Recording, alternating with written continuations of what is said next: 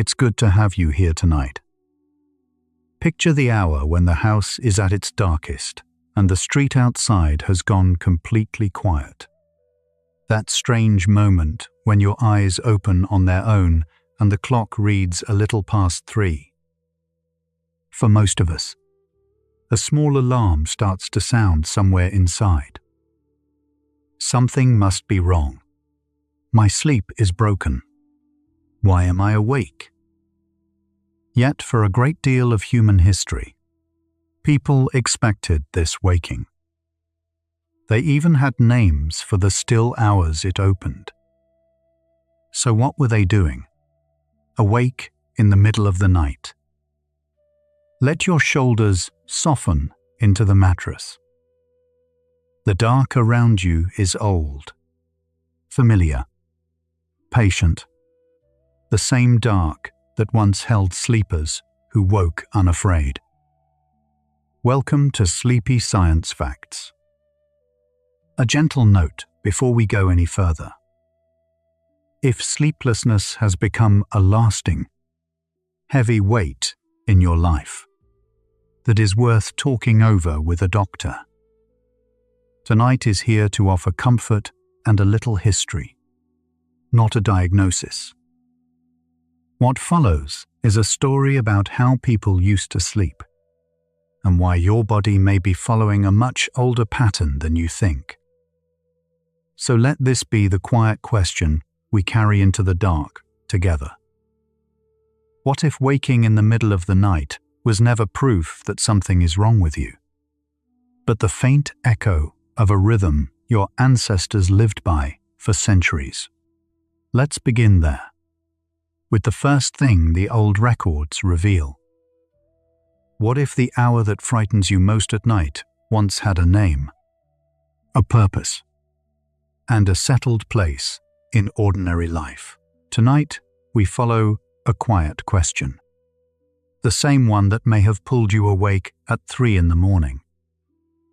What if waking in the middle of the night isn't insomnia, but a forgotten human rhythm? Historians who read old letters and diaries have found something unexpected. For much of the past, people did not expect to sleep straight through the night. They expected to wake. And in that expectation, there was no fear at all. We will begin there, in the calm of a night that was built differently from yours. A historian named Roger Ekirch spent years reading through the ordinary paperwork of earlier times.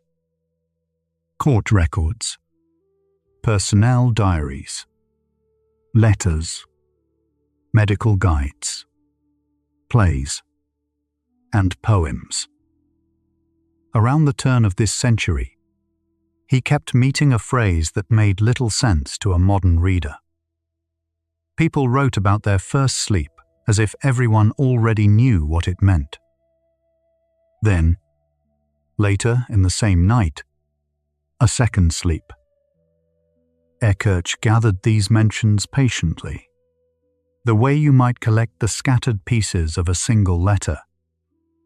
What he assembled suggests that the night, for a great many of our ancestors, arrived in 2 distinct halves, divided by a stretch of quiet waking that no one seemed to dread.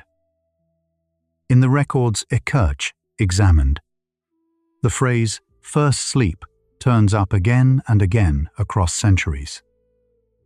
He documented more than 500 references to this divided night, drawn from many languages and many walks of life.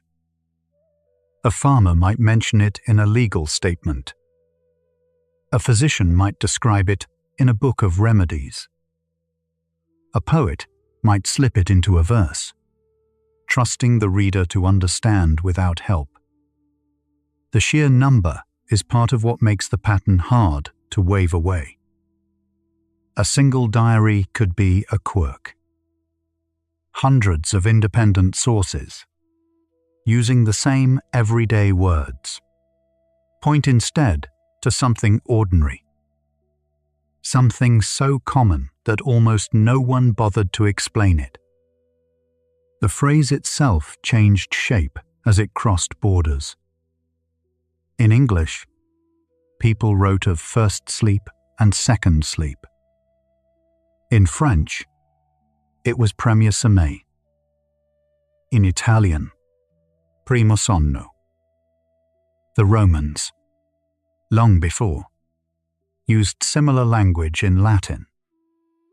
Ekirch found the same idea threaded through all of them, wearing different words but describing one shape of night. When a single notion appears in that many tongues, it tends to reflect a shared way of living rather than a local habit. You are looking at a piece of vocabulary that once needed no footnote. For the people who used it, the two-part night was simply how sleep worked, as plain and unremarkable as sunrise. Long before the modern world, the divided night already lived in writing. Ekirch traced references back into classical antiquity, where Roman and Greek authors mentioned a first sleep as though it needed no defining. He then followed the same thread forward through the Middle Ages and into the early modern age. This was not a brief fashion that came and went in a single generation. By his account, the two-sleep night stretched across a very long span of Western history, quietly present in the background of countless ordinary nights. When you wake now and feel alone in the dark, you are, in a strange and gentle way, keeping company with a great many people across a great many years. Consider a line from Geoffrey Chaucer, written in England more than 600 years ago. In the Canterbury Tales, a character rises and goes about her business after her first sleep, and no explanation is offered. Chaucer did not pause to tell his readers what a first sleep was, because they already knew. Writers do that with common things. You would not stop to define what a nap is, or what breakfast means. Ekirch treats moments like this as evidence precisely because they are so casual. The offhand mention, dropped into a story without comment, reveals a shared understanding that ran quietly beneath daily life, familiar enough to everyone that it needed no description at all. Old court records gave Ekirch some of his clearest glimpses. When ordinary people testified about crimes or disputes, they often anchored their memories to the shape of the night. A witness might say that something happened after his first sleep, or during the waking time before the second. These were not scholars making an argument. They were bakers, laborers, and servants describing where they were when they heard a noise or saw a stranger pass. Their language was plain and unguarded, and it kept placing events inside a night that came in two parts. When you read enough of these small, sworn statements, the divided night stops looking like a theory and starts looking like a memory that people simply carried. Between the two sleeps lay a stretch of waking that our ancestors seem to have taken for granted. It was not a crisis or a symptom. By the accounts Ekirch gathered, it often lasted around an hour, arriving somewhere near the middle of the night. People surfaced gently from their first sleep, moved through this quiet interval, and then sank back down into their second. The interval had a settled, unhurried quality in the records. No one wrote of lying there in dread. No one reached for a remedy. The waking was expected, the way you expect the small pause between two breaths. And in that expectation lived a calm that the modern night has largely misplaced. When the first sleep ended, people did many gentle things. The records describe them praying, turning dreams over in their minds, poking the fire back to life, or simply lying still with their own quiet thoughts. Some rose to check on animals or children. Others talked softly with whoever shared the bed. The interval was useful, yet it was never anxious. Here the old question begins to turn beneath us. If waking was once the ordinary middle of the night rather than a failure of it, then the fear you feel at 3 a.m. may be far newer than the waking itself. The body's rising may be ancient. The panic wrapped around it may not be. Diaries kept by private people add a warmer, more intimate layer to the picture. In personal journals from earlier centuries, writers recorded waking in the deep of the night and using the time to think, to write, or to pray by candlelight. They noted these wakings as unremarkable events, the way you might note that you got up for a glass of water. There was no sense of alarm, no worry that something inside them had gone wrong. The tone is almost cozy. For these writers, the middle of the night waking was a familiar room in the house of their night, one they entered and left without concern, before returning gently to sleep. There was a word, in Old French, for the drowsy state between sleeping and full waking, Dorveille. It named a threshold, that soft country where you are no longer asleep but not yet sharply awake. Ekirch and others point to such words as small fossils of experience. A language tends to name what its speakers actually live. The very existence of a term for this in-between state suggests people knew it well and passed through it often. You have almost certainly felt Dorveille yourself. In the loose minutes after waking, when thoughts drift without any effort. Our ancestors, it seems, had a name for the exact place you visit at 3 a.m, and they did not fear it. Medical books from earlier eras treated the divided night as a plain fact of the body. Some physicians offered advice built around it, describing which sleeping positions suited the first sleep and which suited the second. A few even suggested the waking interval was a small, human detail, a fitting time for a married couple to conceive, since both partners woke rested. Whatever we make of that advice today, the point for our story is simpler. Doctors were not warning patients against waking in the night. They were assuming it and working with it. The middle of the night waking sat comfortably inside their idea of a healthy night, not outside it. It was ordinary enough to plan around, gently and without alarm. Across languages and regions, the same two-part shape kept reappearing in the sources Ekirch studied. He and later researchers found echoes of segmented sleep referenced well beyond England and France, in accounts touching many different cultures and settings. This breadth matters. If only one country in one century had spoken of first and second sleep, we might call it a passing local custom. Instead, the pattern surfaces in scattered places that had little to do with one another. That does not prove every human everywhere slept this way, and we will hold that caution carefully. But it does suggest the divided night was widespread, common enough to leave its traces in many separate corners of the written record.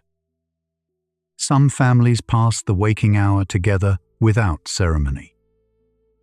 In homes where a whole household shared a room, and sometimes a single bed, the interval could become a time of low, murmured conversation in the dark. A parent might soothe a restless child. Someone might rise to bank the fire so the house stayed warm until morning. In a world lit by flame and ember, tending that fire was a small, real task that fit neatly into the night's middle.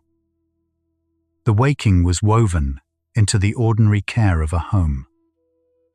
It was not empty time to be endured. It was simply part of how a night was kept, shared quietly among the people who lived inside it. Poets and playwrights reached for the first sleep whenever they wanted to fix a moment in the night.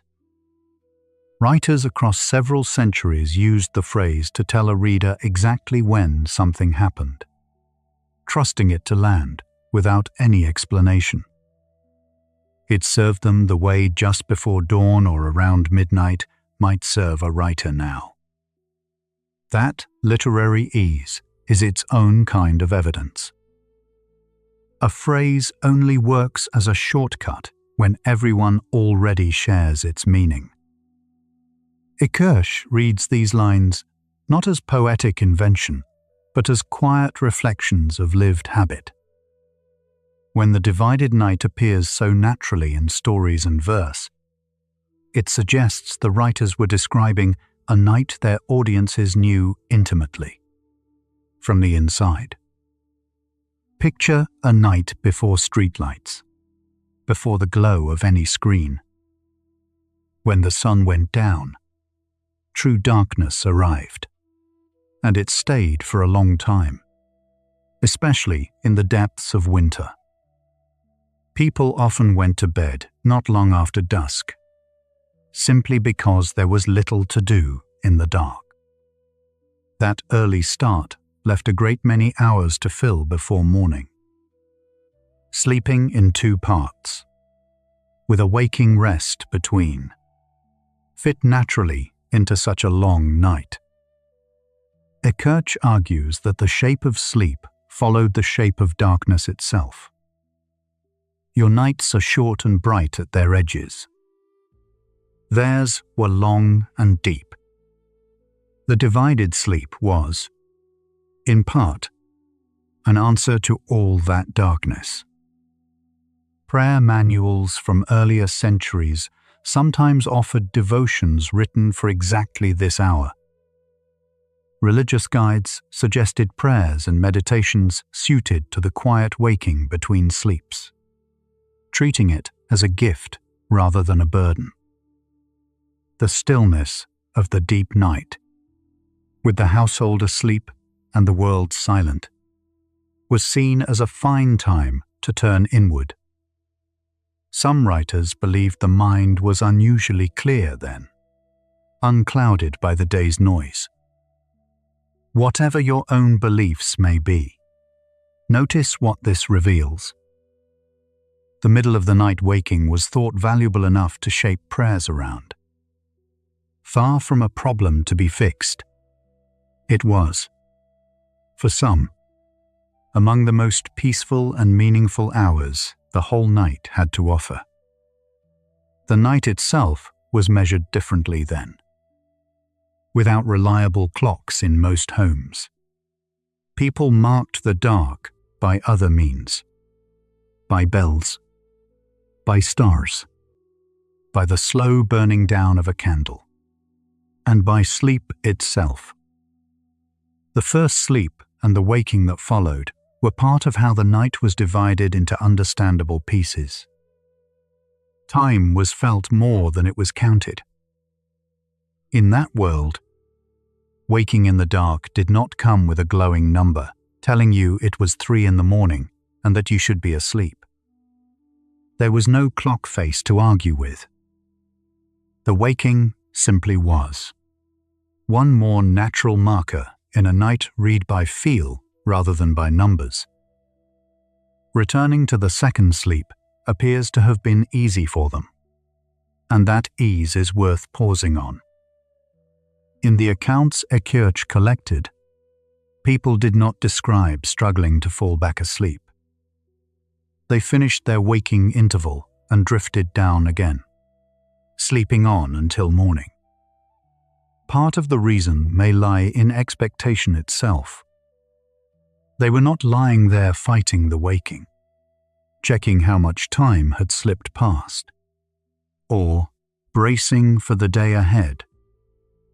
They let the interval be exactly what it was, and when it ended, sleep returned on its own.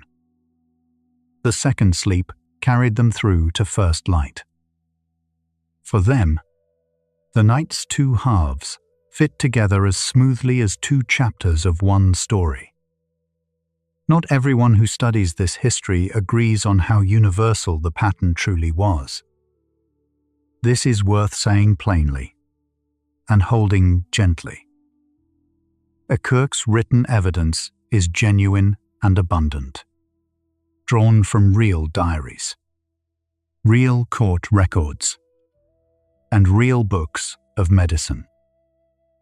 What remains debated is how far to stretch it. Did every person in every culture sleep in 2 segments? Or was this one common pattern among several?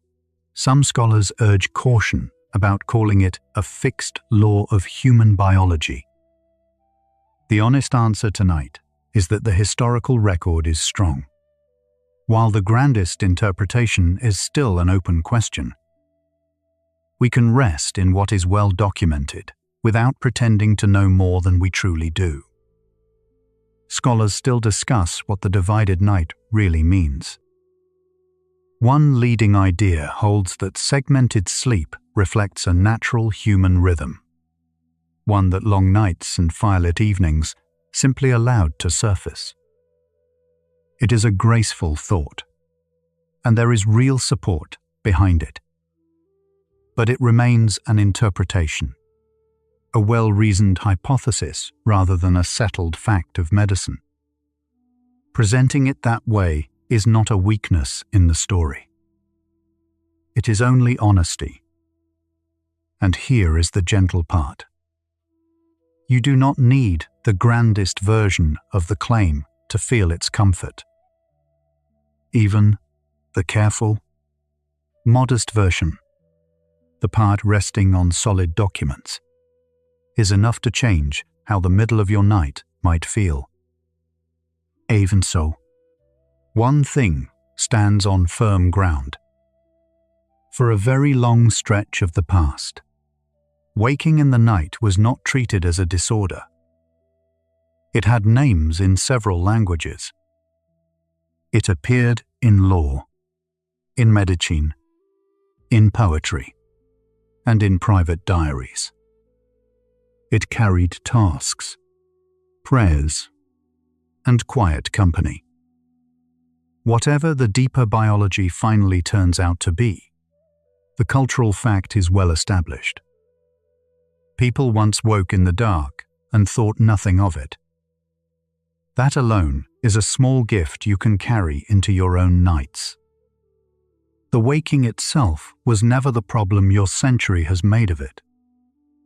It was, for our ancestors, an ordinary and often tender part of being alive after dark. Step back now and see what the record has quietly built. Piece by piece, the diaries and depositions and old remedies describe a night that came in 2 calm sleeps, with a waking rest between them that no one feared. The question we began with has shifted under our feet. We started by asking whether your 3 in the morning waking is broken. Now a different question waits ahead of us. If the waking is ancient and the fear is not, then where did the fear come from? And when did the night we now expect, the single, unbroken stretch, become the only night we trust? The record has handed us the pattern. It has not yet told us how it was lost. You can already feel the ground beginning to soften. Nothing about the history changes the fact that waking at 3 in the morning is uncomfortable when you believe it means something is wrong. But belief is exactly what the record touches. Our ancestors woke in the same dark, in the same kind of body, and did not panic, because they carried a different story about what the waking was. Their calm was not a trick of biology alone. It was partly a matter of expectation. And expectation is something that can gently change. You are not being asked for sleep tonight. You are being offered a kinder way to understand the moment when sleep steps aside. So return, one last time in this first stretch, to the question that woke with you. What if waking in the middle of the night isn't insomnia, but a forgotten human rhythm? You do not have to answer it fully yet. It is enough, for now, to know that the question is honest, and that history takes it seriously. The panic that sharpens at 3 in the morning was not always there. Somewhere between the firelit nights of the past and the bright, clock-ruled nights of today, something quietly shifted. In the hours ahead, we will follow that shift together. For now, let the old, unfrightened night simply keep you company here in the dark. Let your eyes close, if they are not closed already. Imagine a room lit only by the low orange of a dying fire. The house around you asleep. The night wide and unhurried.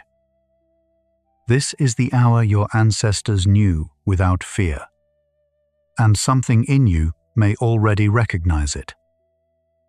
The waking you have dreaded is older and kinder than you were ever told.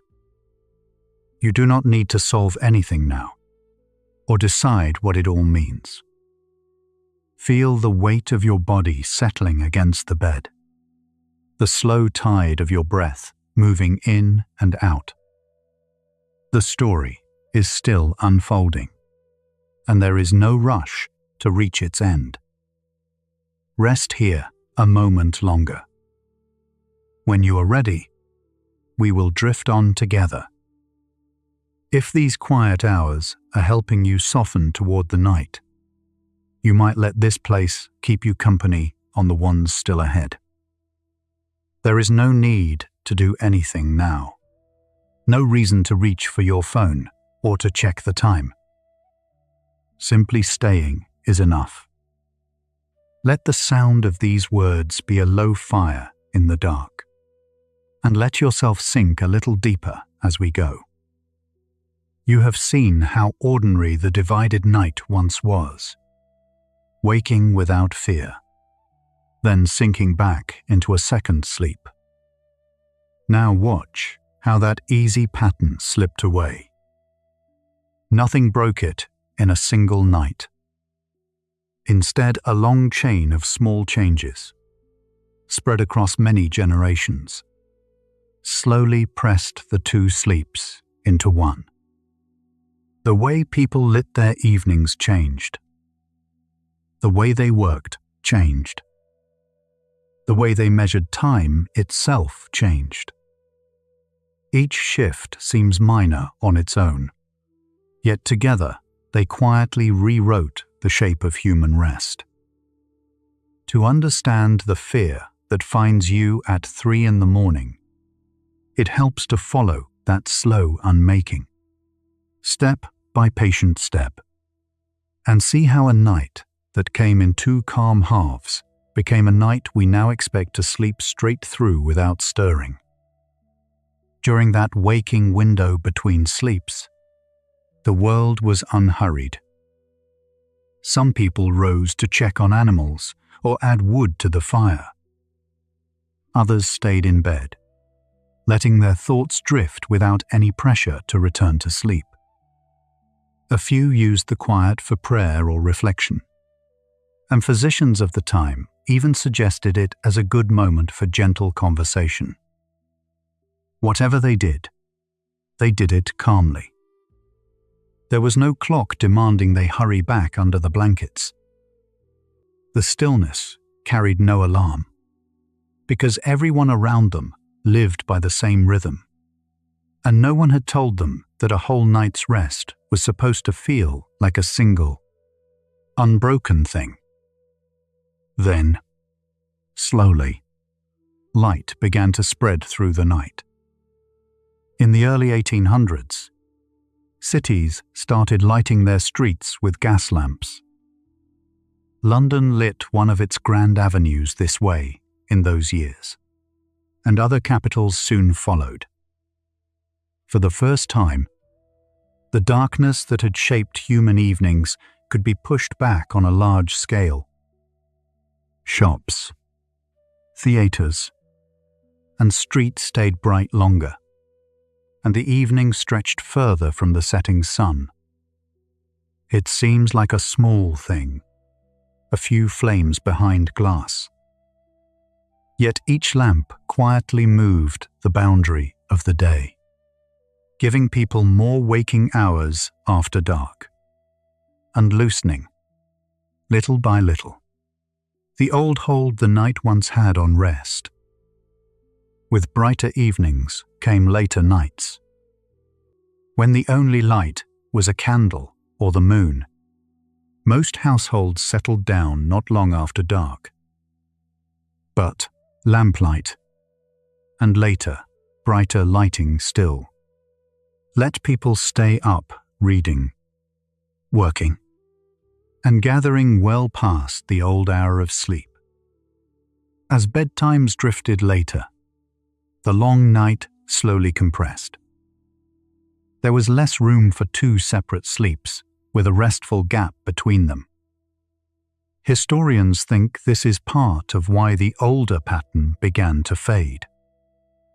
The night itself was still there, wide and dark, but people were spending less of it asleep, and the quiet middle hour had less and less space in which to exist. Electric light changed the night more than anything before it. When practical bulbs arrived a little over a century ago, following Thomas Edison's work in those same years, the darkness could be erased at the flick of a switch. Homes, factories, and whole streets could stay bright until any hour.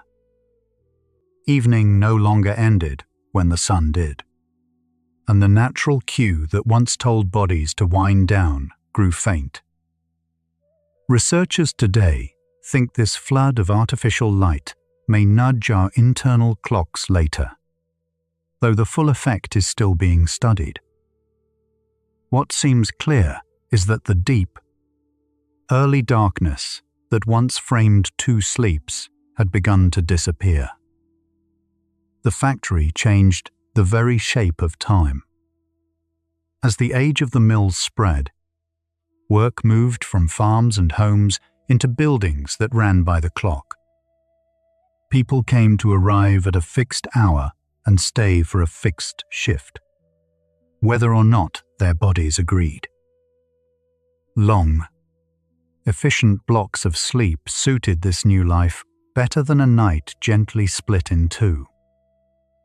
There was little room for a leisurely waking hour at 2 in the morning when the new rhythm of the mills pulled waking earlier. Slowly, the rhythm of the machine began to reshape the rhythm of rest, pressing the night into one solid, practical block. Clocks did something quiet and powerful to sleep. As timekeeping spread into ordinary life, people began to measure the night in hours the way they measured work. Sleep became something to schedule, a fixed amount to fit between the end of one day and the start of the next. The idea of a single, efficient block of rest fit neatly into a life run by the clock. A waking hour in the middle no longer looked natural. It looked like lost time. What had once been a gentle feature of the night slowly came to seem like a problem, simply because it did not match the numbers on the dial. Coffee arrived, and the evening grew longer still.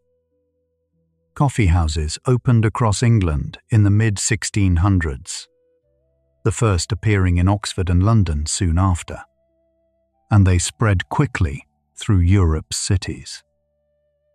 These were places to gather, argue, read the news, and stay awake late into the night.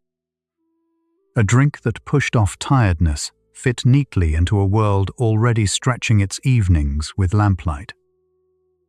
Warm, stimulating, and social, coffee helped make the late night a place people wanted to be.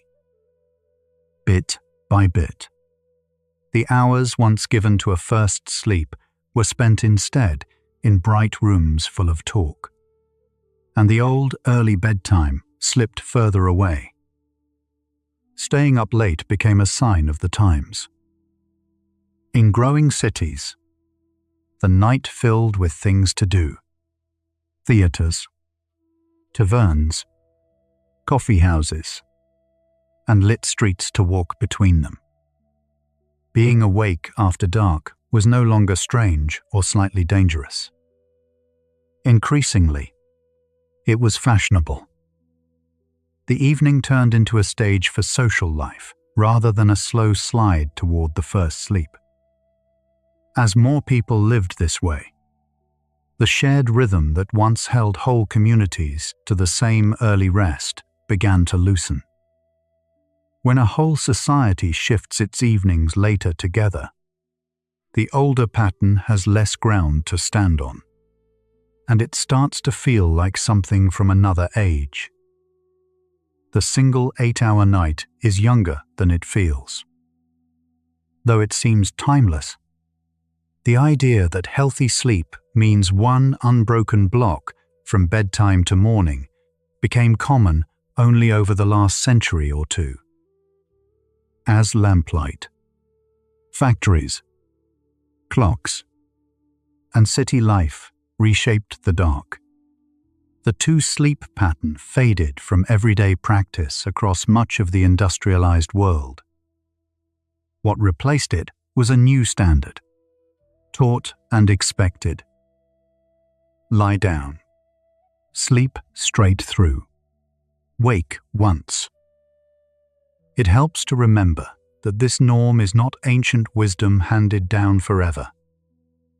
It is a fairly recent arrangement, shaped by how we came to live, work, and light our nights. As the pattern faded, waking at night gained a new name: a problem. Once the unbroken night became the expectation, the old middle hour lost its place in ordinary life. People still woke in the dark, as bodies always had, but now there was no shared understanding to hold that waking calmly. Over time, lying awake at 2 or 3 in the morning came to feel like a failure of sleep rather than a feature of it. The experience had not changed. The story around it had. And a night's waking, once as normal as breathing, slowly became something people worried over and tried to fix. Language itself kept a record of the change. In older writing, phrases like first sleep and second sleep appear naturally. as if everyone knew exactly what they meant. Ekirch traced how these expressions slowly disappeared from English, fading out of common use by the early 1900s. When the words "for a thing" vanish, the thing itself grows harder to imagine. Later, generations, reading of a first sleep, no longer had a lived sense of what it described. The pattern did not only leave people's nights, it left their vocabulary, until the very idea that a night could hold two sleeps became strange, half forgotten, and easy to overlook. A single unbroken night became the quiet measure of good rest. Today, many people judge their sleep by whether they made it to morning without stirring. Waking in the dark can bring a small rush of worry, a sense that something is wrong or broken. Yet that feeling comes largely from an expectation only a few centuries old. The pressure to sleep straight through is real, but it is cultural as much as it is biological. Understanding where it came from will not cure a restless night. It can, however, soften the alarm, letting you see a midnight waking as part of a long human story rather than a personal failing. There is even a hint from the laboratory that the old pattern may still live in us. The work of a researcher who once kept volunteers in long darkness, which we will come to shortly. Set that aside for a moment and notice something simpler. The single ingredient the modern night has quietly removed is darkness itself. Our ancestors were handed long, unbroken stretches of it, especially through the depth of winter. We rarely meet darkness like that anymore. Our evenings glow until the very moment we close our eyes. So even if the body still carries an older rhythm, it may seldom find the deep, patient dark that would let that rhythm rise to the surface. The pattern may not be gone at all. It may only be waiting for a darkness we no longer choose to give it. Put all of this together, and a quiet turn appears in our question. If people once woke in the night by simple habit, if language held gentle words for it, if a body left in long darkness drifts back toward it, then the waking itself may not be the fault we take it for. What changed may not be your sleep so much as the story you were handed about it. That does not answer everything tonight, but it moves the question softly. Perhaps the thing to examine is not why you wake at 3, but why we ever learned to fear it at all. If you drift for a moment here, that is perfectly fine. People have been waking in the middle of the night for as long as there have been nights, and tonight you are simply keeping that very old, very ordinary company. In the early 1990s, a researcher named Thomas Ware ran a quiet experiment at the National Institute of Mental Health.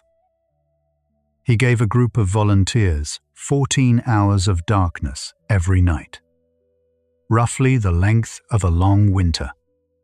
No screens, no lamps, nothing but rest. After a few weeks, something unexpected settled in. Many of them stopped sleeping in one solid block. Instead, their sleep drifted apart into 2 long stretches, with a calm pool of wakefulness floating in between. Nobody instructed them to do this.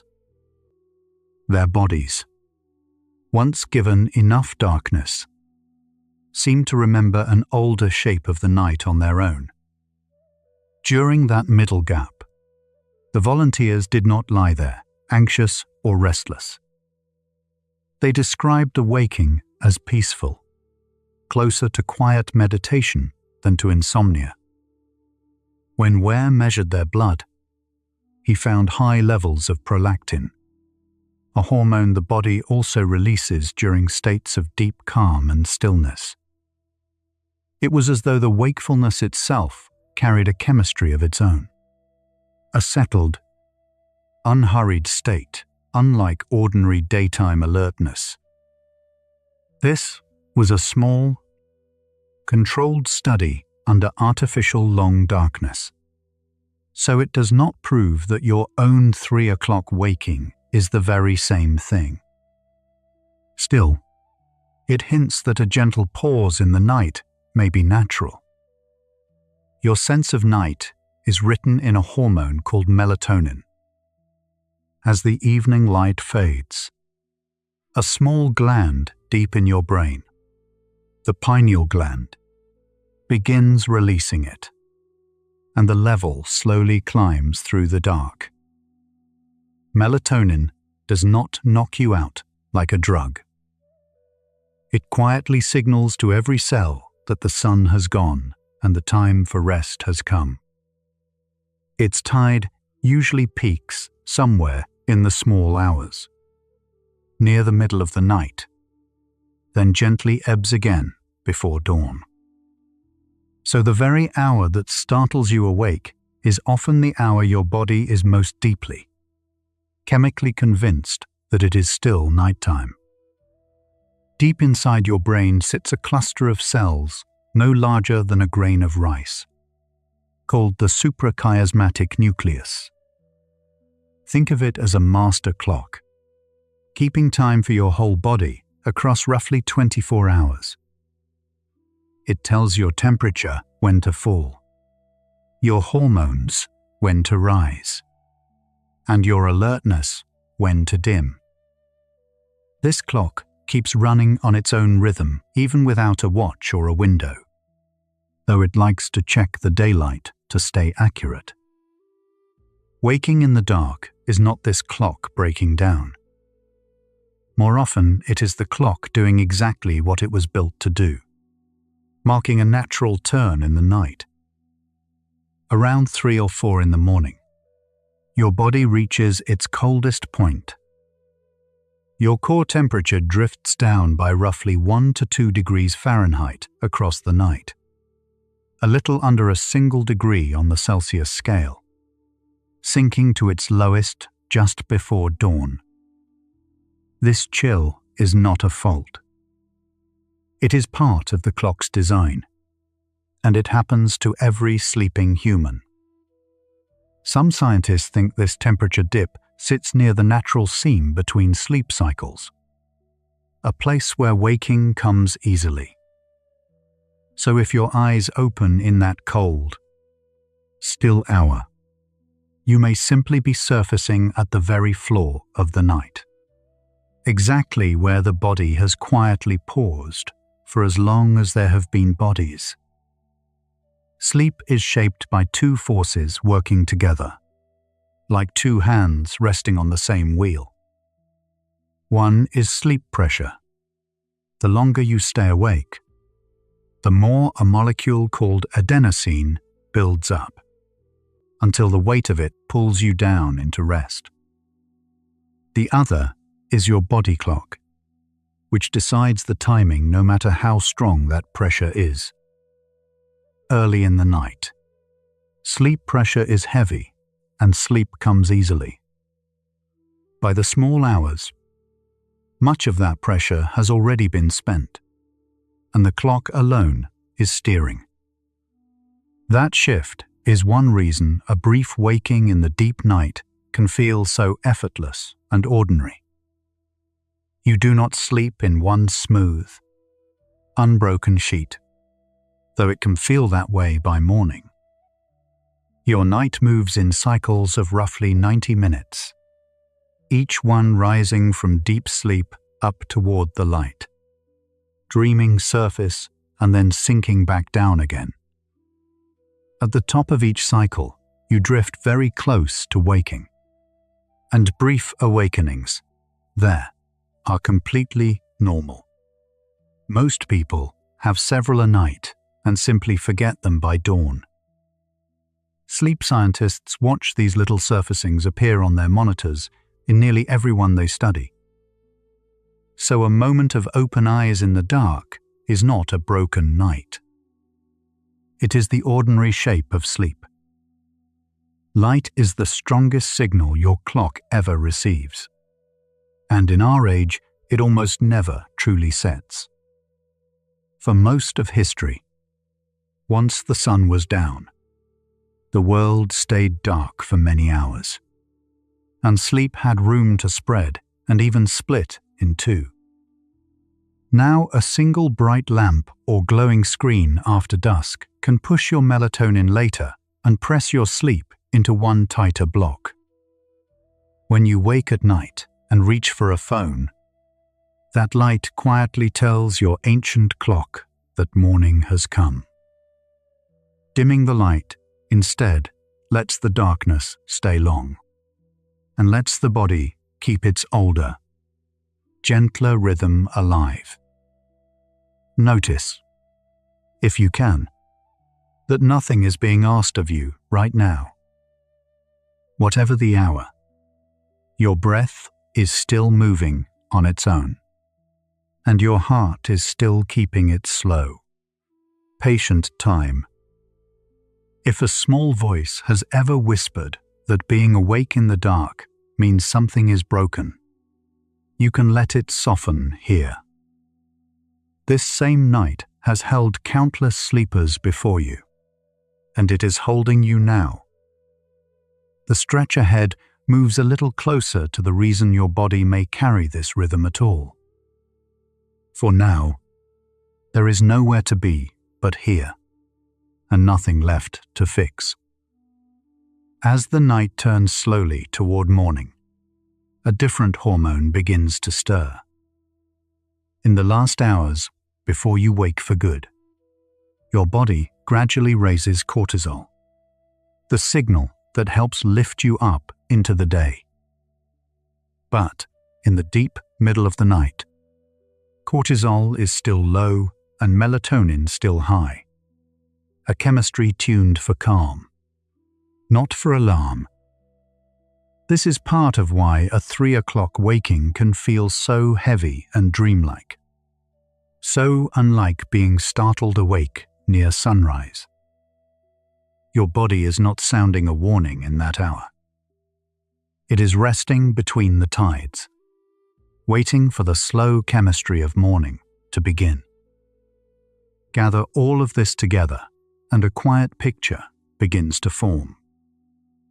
A master clock marking the deep of the night. Melatonin at its fullest. Your temperature at its floor. Sleep pressure already spent. And a calm gap that some bodies still open when the dark is allowed to grow long. None of it is a machine misfiring. It is a body perhaps leaning back toward a rhythm it once knew, which turns the night's question gently on its side. What if waking in the middle of the night was never proof that something is wrong with you, but a faint memory your body keeps of how sleep once moved? We are not finished with that question yet. In the second half of the night, your sleep grows lighter and richer with dreams. Early on, you sink into deep, slow-wave sleep, the kind that barely stirs. But as morning approaches, your brain spends more time in REM and lighter stages. Sleep scientists find these later cycles sit closer to the surface, which is why waking feels easier before dawn than it does at midnight. So if you open your eyes at 3, you are not failing at sleep. You are simply riding the naturally thinner water your body drifts into every single morning, every night, without ever knowing it. You wake many times. Researchers watching brain activity see brief arousals surface between sleep cycles. Small returns toward wakefulness that stitch the night together. Most last only seconds and vanish from memory by morning. You tend to notice only the ones that arrive when your mind happens to be listening. The 3 a.m. waking you remember is not rare or broken. It is one ordinary surfacing among dozens. The single ripple that reached the shore while you were awake enough to feel it touch you. Long before your alarm is due, your body begins preparing to wake. In the hours before dawn, systems that were resting slowly stir back toward daytime settings. Sleep researchers describe this as the body leaning gently toward morning, hours ahead of time. It is not a mistake or an emergency. It is a quiet gathering of readiness, built into your biology across countless generations. When you wake in that window, you are catching your body mid-preparation, doing exactly the unseen work it does for everyone, every night, whether they notice it or not. Your body keeps a temperature rhythm that dips to its lowest point in the small hours. Core warmth falls through the night and bottoms out roughly 2 hours before your usual waking time, often near 4 or 5 in the morning.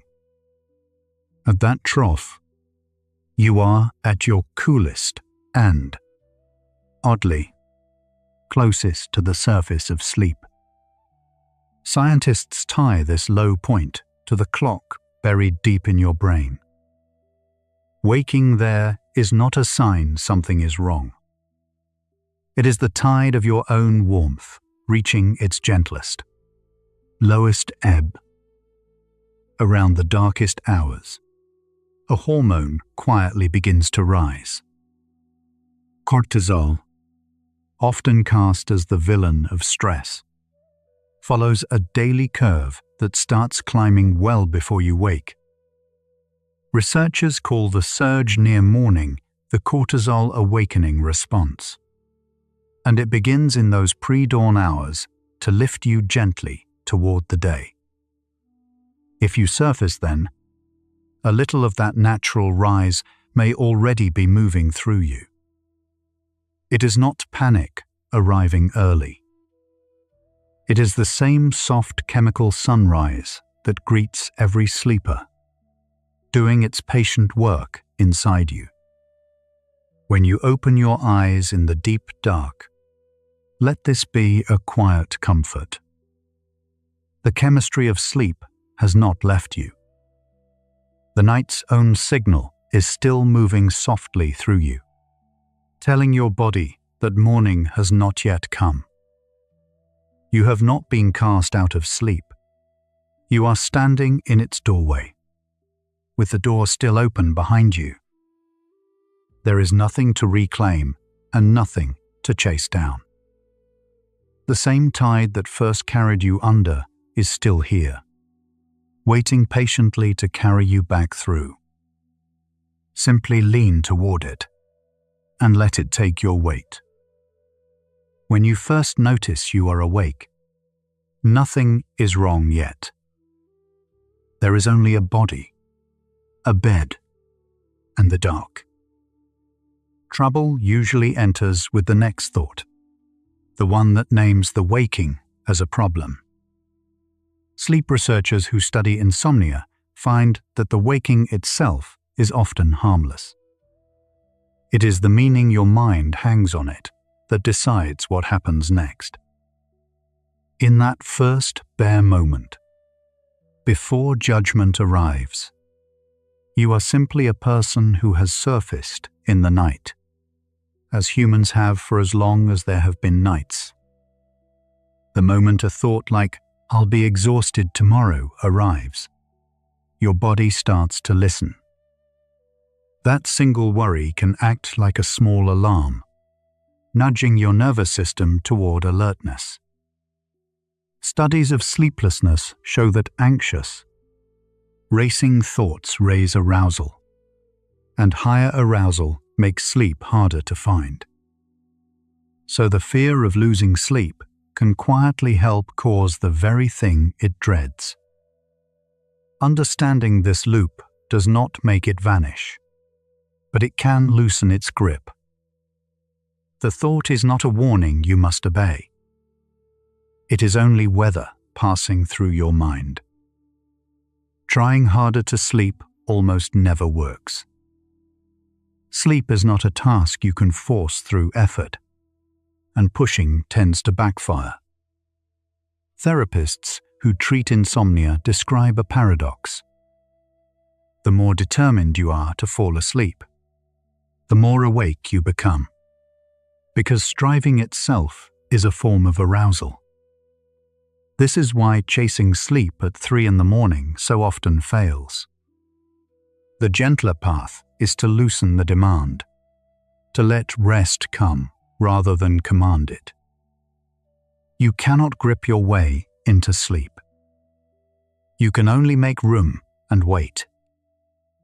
And if this wearing struggle returns night after night, leaving your days heavy and worn, that is worth raising gently with a doctor. Not tonight's worry, but a real next step. Somewhere in the dark, a glowing clock can quietly raise your heart rate. Sleep specialists notice that checking the time during a night waking tends to feed anxiety, as the mind begins calculating how little sleep remains. Each glance adds pressure, and pressure adds wakefulness. This is why many gentle approaches to sleeplessness suggest simply turning the clock away. What you cannot see, you cannot count against yourself. The hours will pass whether you measure them or not, and not knowing the number is often the kinder, quieter choice. Your bed can learn the wrong lesson. When night after night you lie awake worrying in the same spot, your mind can begin to link the bed itself with alertness rather than rest.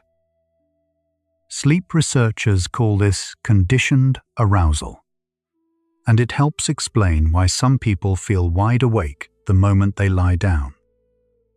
The pattern is learned, which means it can also be unlearned, gently, over time. Your body is not betraying you. It has simply picked up a habit, and habits, given patience and kindness, can quietly be taught something new. For most of human history, sleeping in one long block was not the norm. Historians studying old diaries, court records, and letters find scattered references to a first sleep and a second sleep, with a natural waking gap between them. People, it seems, once expected to rouse in the deep of night. The unbroken 8-hour night many of us chase may be a fairly modern arrangement. If that is so, then waking at 3 is not a glitch in your sleep. It may be an echo of a much older rhythm. In the 17th century and before, that middle-of-night gap had its own quiet life. The historian who gathered these accounts describes people using the waking hour to pray, to think, to tend a fire, or to murmur with someone beside them. It was ordinary, unhurried, expected. No one lay there, panicking about the morning. The waking window was simply a room in the house of the night. Picturing them resting easy in that dark hour can loosen something in you. The waking was never the enemy. Only the fear of it is new. During that quiet gap, the old mind met wakefulness without alarm. Because the waking was expected. It carried no dread. And without dread, the body could stay calm and soft. This may be the deepest difference between then and now. The event is the same. A person awake in the dark, but the meaning has flipped. Where they felt a natural pause, we often feel failure. Yet the calm they knew is not lost to history. It is a stance you can borrow tonight, meeting your own waking as they once met theirs. Remember the researcher who kept volunteers in long darkness until their sleep drifted into two calm halves. The deeper lesson is not really about a laboratory at all. It is about what the mind does with a waking. Those volunteers had no reason to fear the gap, so their bodies stayed soft and unhurried, and sleep returned to them on its own. You can offer yourself the same absence of alarm tonight.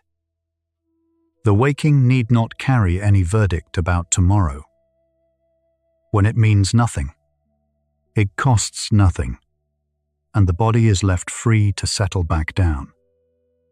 Perhaps the rhythm was never the problem.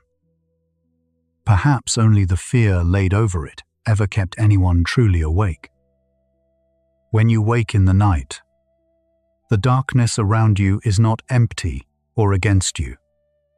It is exactly the condition your sleeping brain is asking for. Bright light tells the brain that day has arrived and nudges the whole body toward waking.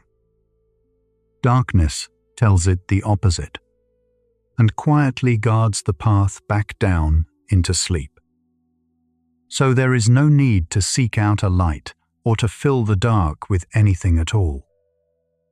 Let it stay deep and unbroken around you.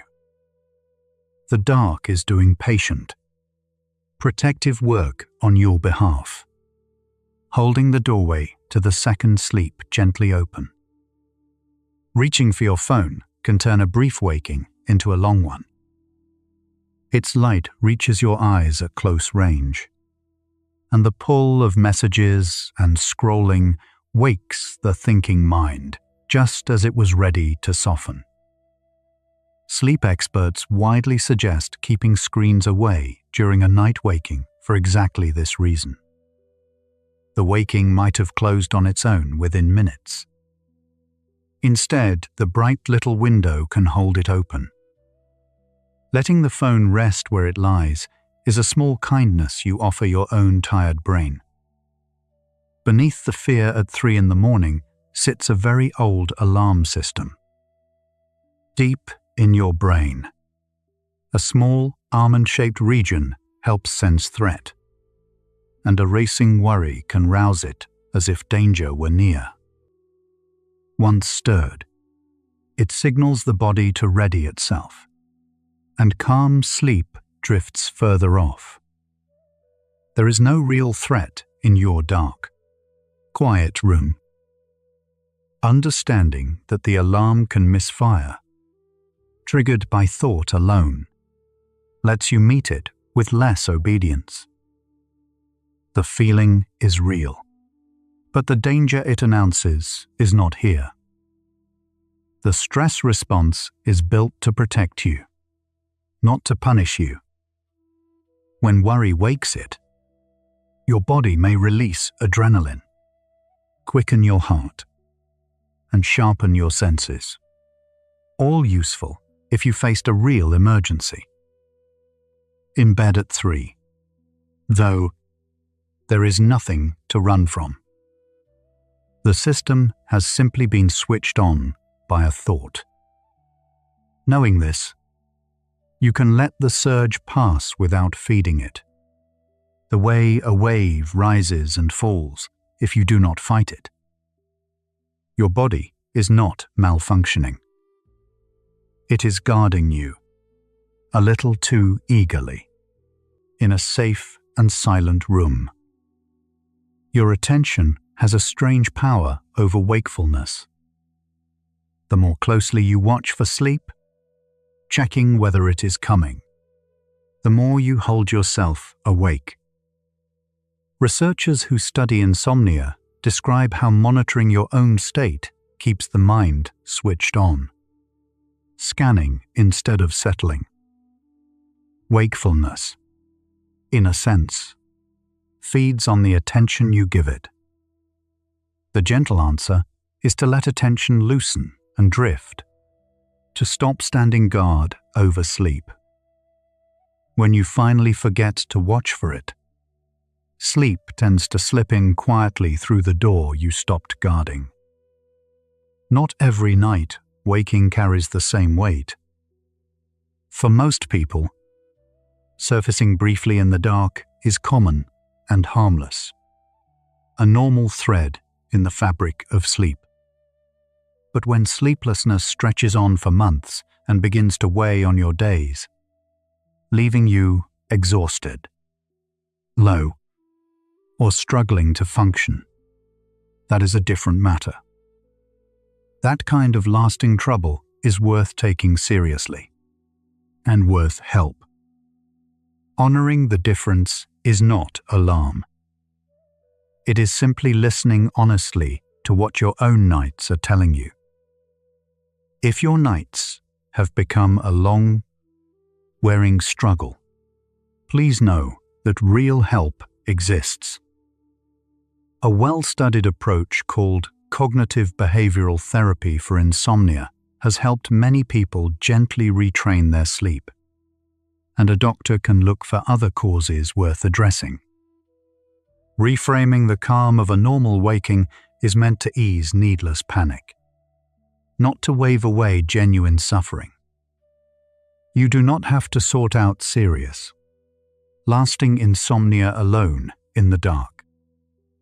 Reaching towards support is not weakness. It is one of the wiser, kinder things you can do. Notice how the old rhythm and the new fear can live inside the same waking. The event is ancient and shared, a human surfacing in the night, but the panic laid over it is something modern minds have learned. That means the panic can also be set down. Sleep, in this light, is less a performance to ace than a natural process to allow. You are not the first to wake in the dark, and you will not be the last. Countless others are surfacing right now, quietly, all across the sleeping world. The waking itself asks almost nothing of you. It does not demand that you solve it, fight it, or fix it before morning. Sleep researchers keep returning to a simple truth. Often, the most helpful response to a night waking is the least effortful one: to rest easy and let the body find its own way back. Your biology already knows the route. It has walked you down into sleep thousands of times. Tonight, it can do so again, if you loosen your hold and simply allow the dark to keep you. Here is what the night has been showing, piece by piece. Waking in the deep dark may not be insomnia at all, but the surfacing of a rhythm your kind has carried for thousands of years. A first sleep and a second sleep, with a calm gap between.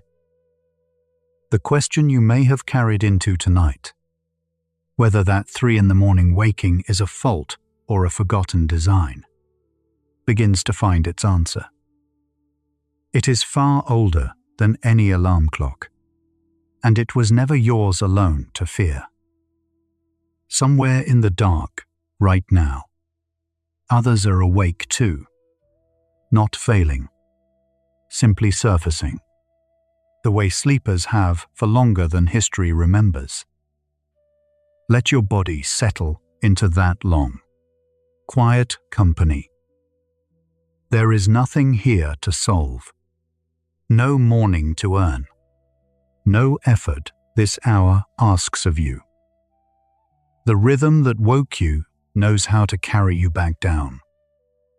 You can loosen your hold on the night and let the stillness do what it has always done. We are drawing near the last, softest stretch of the journey now, where the waking becomes rest again. There is one small action that protects a peaceful waking better than almost any other. Turn the face of the clock away before you sleep, so no glowing number can find you in the night. Even a single glance sets the mind counting the hours it thinks it has lost. And that quiet arithmetic wakes the very alertness you were hoping to avoid. What you cannot see, you cannot hold against yourself. The hours will pass at the same gentle pace whether you measure them or not. Tonight, let the number stay hidden, and let the dark simply be the dark. If you do need to rise in the night, here is the old way to do it.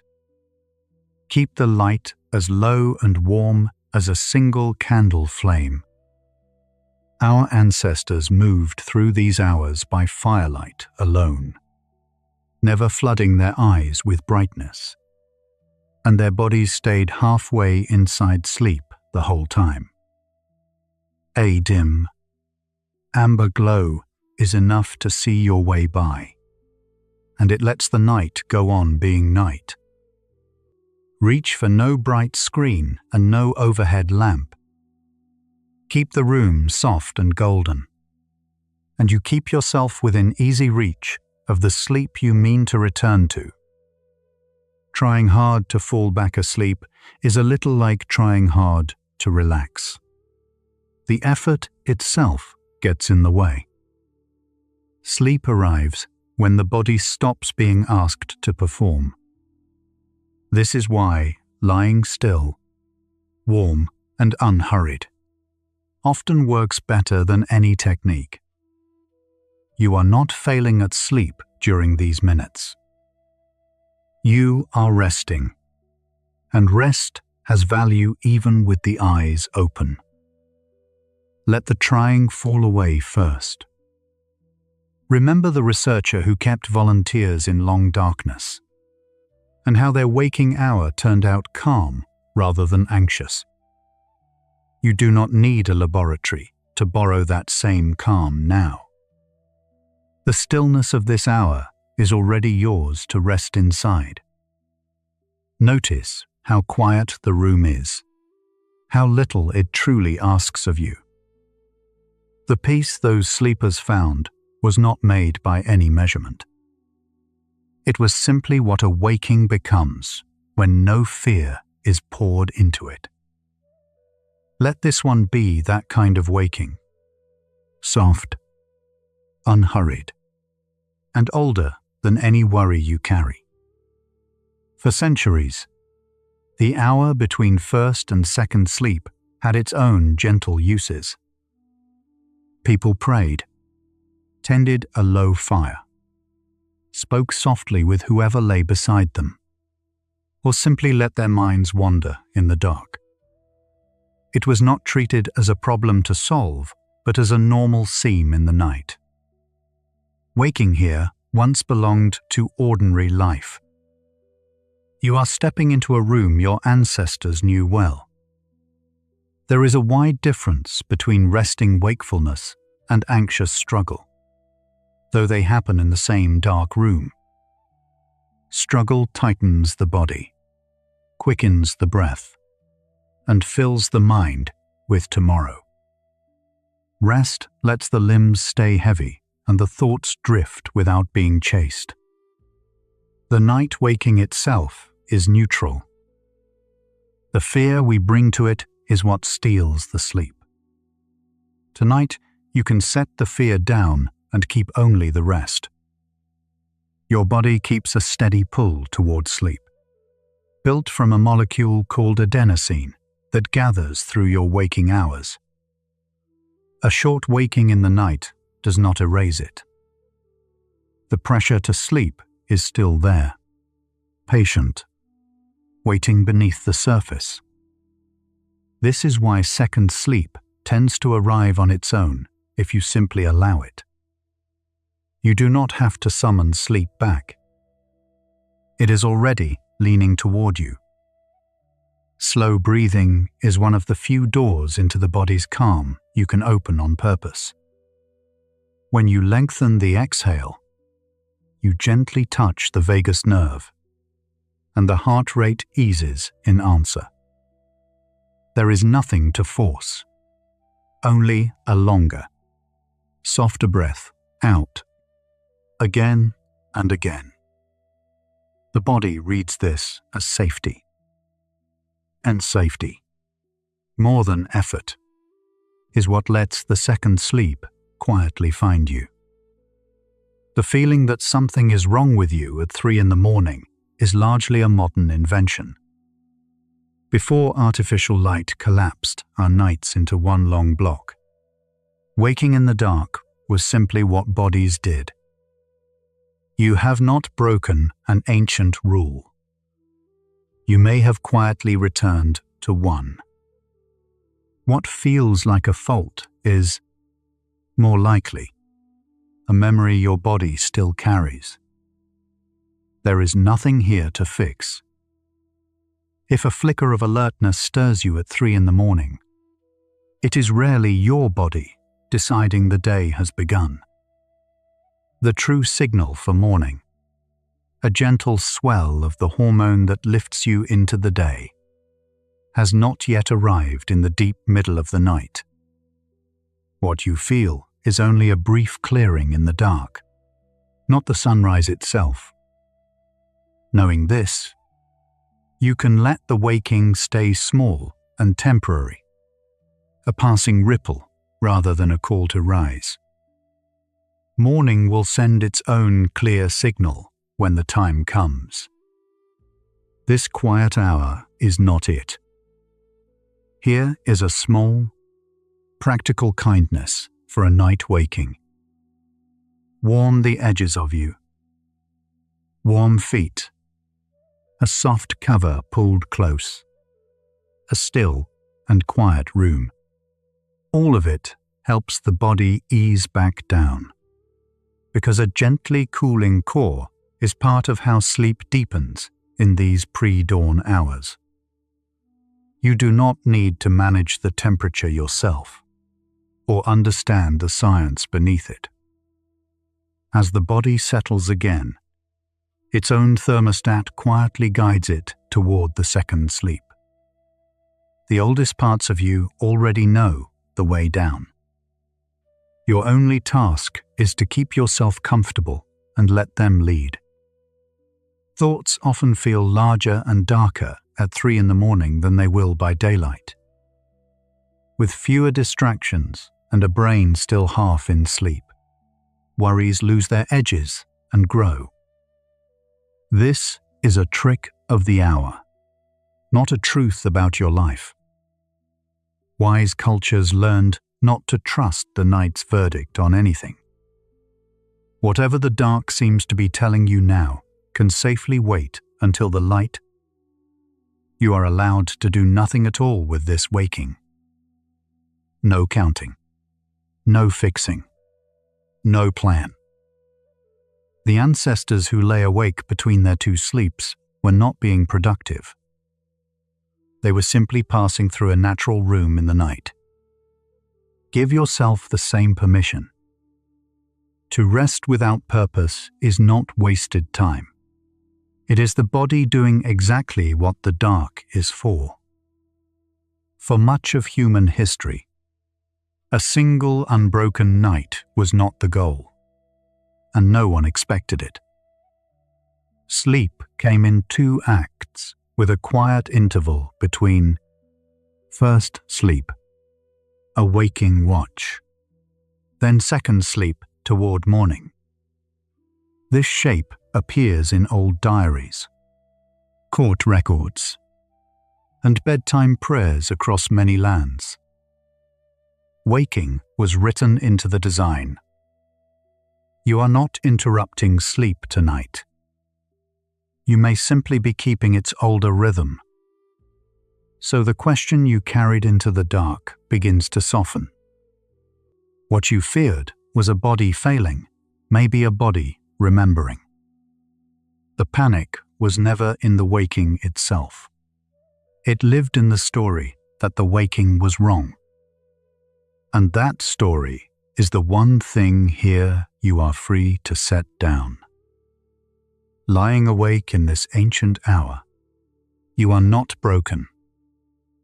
You are simply, quietly, human in the oldest way there is. What happens in daylight shapes the calm of your nights. A steady, rising time, morning light on your face, and movement through the day all help your inner clock keep its rhythm. You cannot force a peaceful 3 in the morning, but you can tend the conditions that make one likely. Small, kind habits by day become ease in the dark. The night rewards the gentleness you offer it in the light. Studies of sleeplessness keep finding the same quiet culprit, not the waking, but the distress about the waking. People who accept a night's interruption tend to drift back easily. Those who fight it stay awake far longer. The reframe itself is a kind of medicine. When 3 in the morning stops meaning danger, it slowly stops stealing your rest. Belief, in this one case, gently shapes the body. If sleep truly will not return after a long, restful while, there is no harm in rising softly. A dim room, a warm drink, a few slow pages by low light, then back to bed when the eyes grow heavy. This is not defeat. It is what people did for centuries. Leaving the bed briefly can keep it from becoming a place of struggle. You return when the body, not the mind, decides. Here is a gentle honesty worth keeping in all of this. A calm waking is ordinary, but sleep that stays broken for weeks, leaving you truly exhausted by day, or marked by loud snoring and pauses in your breath, deserves a doctor's kind attention. Seeking help is not weakness. It is care. Most wakings in the night need only understanding. A few need more, and there is no shame in asking for it. Somewhere in the dark right now, countless others are awake as you are. New parents, night workers, old souls, restless minds. The 3 in the morning hour has never belonged to you alone. Across every time zone, this quiet is shared. What feels like solitary struggle is one of the most common human experiences there is. You are part of a vast, invisible company of the gently awake.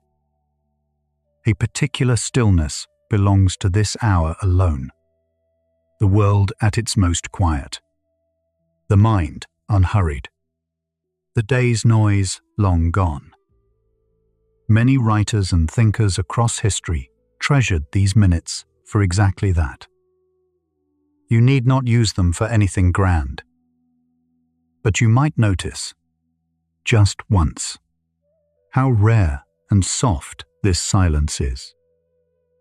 Even a difficult waking can hold a small, unexpected peace. Notice how, without any effort from you, the waking is already beginning to loosen. The thoughts come slower. The body grows heavier against the bed. This is the second sleep gathering at the edges, exactly as it has for your kind across thousands of years. You do not have to reach for it. Simply stop holding the door shut, and it will drift in on its own. You are safe in this hour, held by a rhythm far older than your worry. Every generation before you woke in this same dark and found its way back down to sleep. Nothing about tonight is broken or new. The panic you may have carried into the night has no ground to stand on here. Let it go now, and let the long human quiet hold you the way it always has. Breathing slower now. You can feel the difference between the waking you feared and the waking you are actually in. This one is calm. This one is warm. This one belongs to you and to everyone who ever lived. The clock still goes unread. The room still glows low, and there is nothing left to do but rest. The second sleep is almost here, and it was always coming. So here is the answer the whole night has been carrying toward you. Waking in the dark was never a sign that you are broken. It may be your body drifting toward a rhythm older than clocks, older than worry. The two gentle sleeps that once filled so many human nights. There is no panic left to hold. You were never failing at rest. You were simply, softly, settling toward the kind of rest so many who came before you once knew. Let the second sleep take you home. The night has carried you from a single feared hour to an old and ordinary rhythm. Somewhere along the way, you learned that a researcher once watched sleep quietly divide in two, with a calm, prolactin-softened waking held between the halves. You learned that old diaries and bedtime prayers spoke plainly of a first sleep and a second, as if waking in the dark was simply part of the design. The hour you once dreaded turns out to be a room your ancestors knew by heart. You carry one small, steady truth out of this night. The dark that woke you was never your enemy.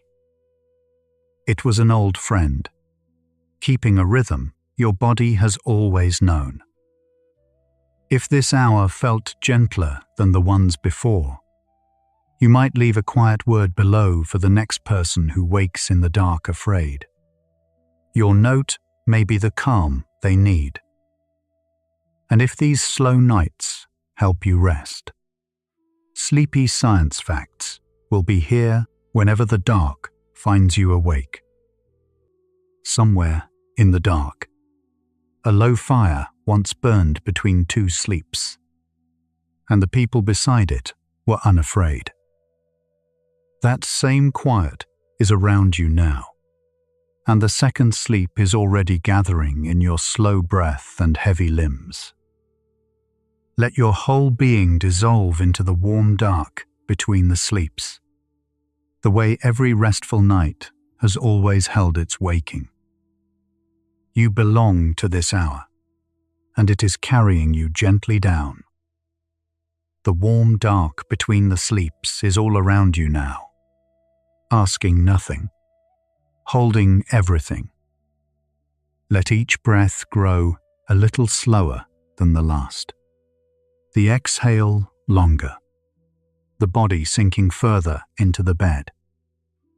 There is nothing to earn and nothing to fix. Only the old, easy rhythm drawing you down toward the second sleep.